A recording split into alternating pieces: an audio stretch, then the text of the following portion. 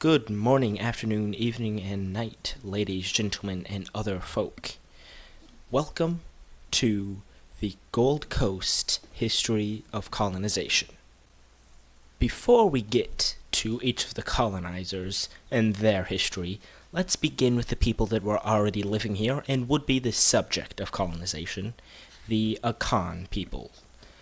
The Akan people, their form of government was monarchy. It was a elected monarch who held his position since his election until his death, and he was elected from a royal lineage, which each tribe could had at least a royal lineage, perhaps several other lineages. One of the most important people, she was the Queen Mother. She was not necessarily actually the mother of the king, but symbolically she was. And this was because the Akan peoples ran off a system of matriarchy. They would trace their lineages back 10 to 12 generations to one particular matriarch, and then would determine who's in what lineage from there. The Akan people actually had up to half of their population enslaved. These Akan peoples lived in tribes like most people did through most of history, and this system meant that there was a lot of conflict both with each other as well as other groups in the region.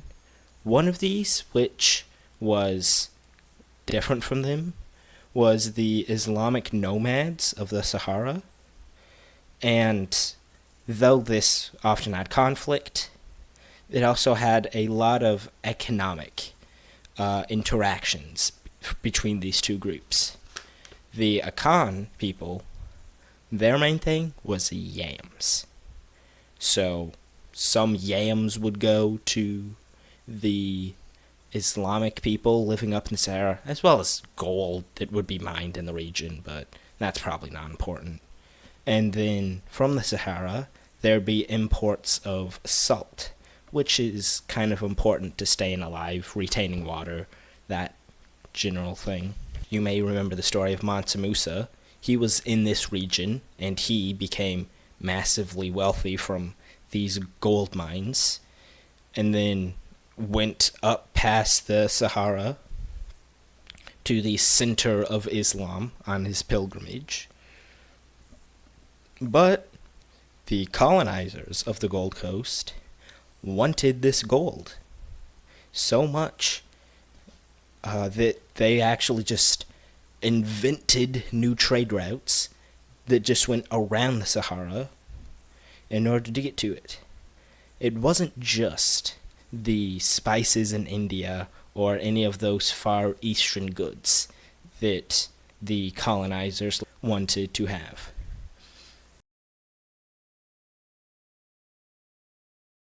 The Portuguese established their colonies, and they were the first to do so. They built a mina, which means the mine, in 1482. This was against the wishes of the natives, but they're colonizers. They don't really care. They would use this fort, as well as other outposts that they built, to try to keep a monopoly on trade with the Gold Coast natives, but it didn't work. English and Dutch had goods they were willing to trade, and the Dutch are going to be very important. The Dutch began their first colony in the Gold Coast in 1612.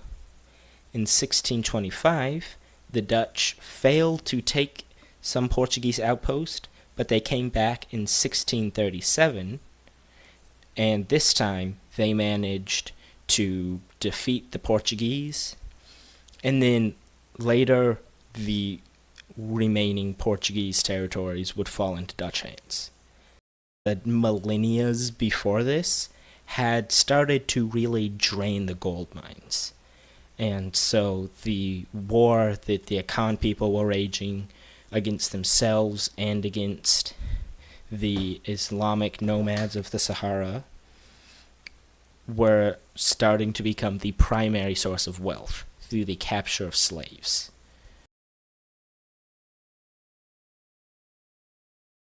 The next colonizer to try to capitalize on this was Sweden.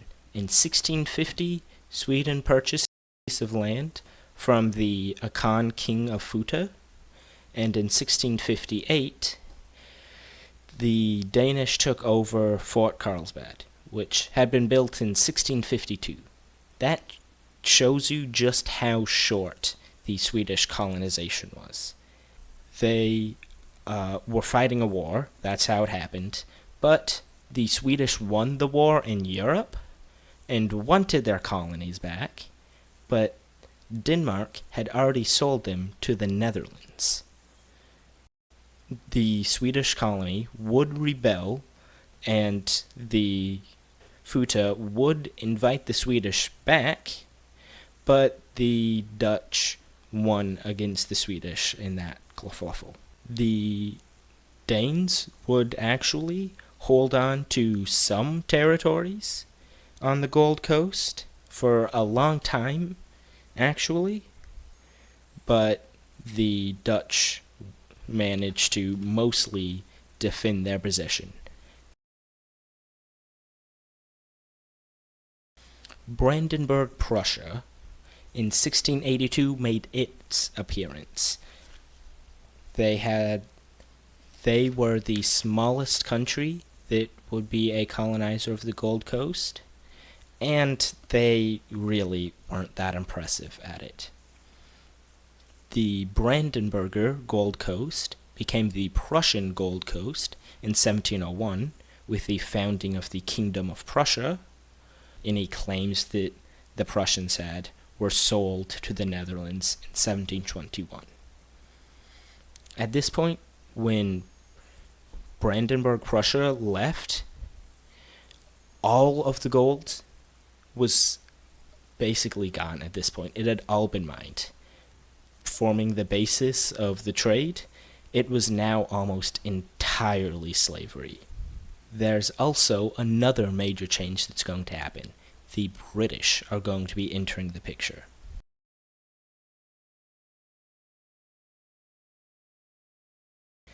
So, British private companies had been operating settlements before this point, but in 1821, so that's 100 years after Brandenburg, Prussia sold its colonies to the Netherlands, that's when the British took over these private companies and put them under more firm government control.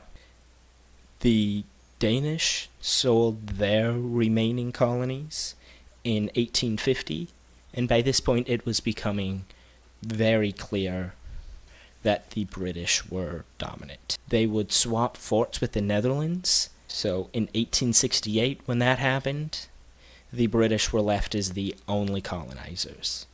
During this time, I've kept saying outposts and forts, because that's mostly what we had up until the scramble for Africa.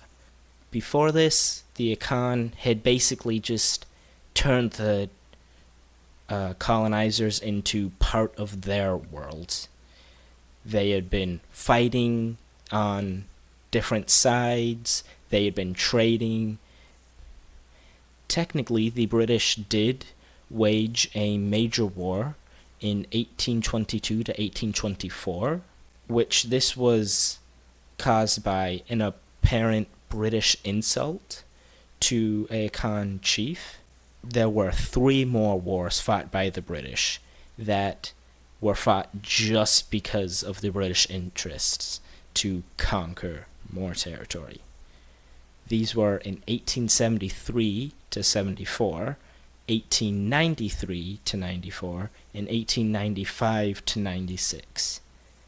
this would forge the territory that Britain held until decolonization, which that is another story, which I may tell.